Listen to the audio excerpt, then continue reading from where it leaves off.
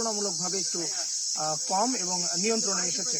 তো এরপর আমরা ঘুরতে ঘুরতে বিভিন্ন জায়গায় দেখলাম যে বিভিন্ন পয়েন্টে ছোট ছোট আকারে আগুন জ্বলছে। ফায়ার সার্ভিসের সদস্যবৃন্দ এই জায়গাগুলো আইডেন্টিফাই করছে এবং পুলিশ সদস্য, ফায়ার সার্ভিসের সদস্য মিলে একত্রিতভাবে তারাই আগুন নিয়ন্ত্রণের জন্য কাজ করে যাচ্ছে।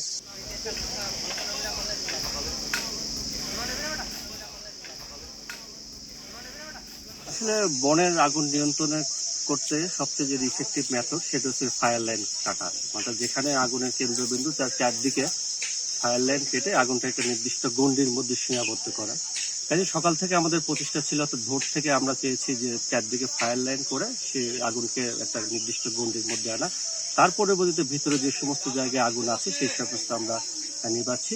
কাজে এখন মোটামুটি আমরা বলতে পারি আগুন পুরোপুরি আমাদের নিয়ন্ত্রণে আছে।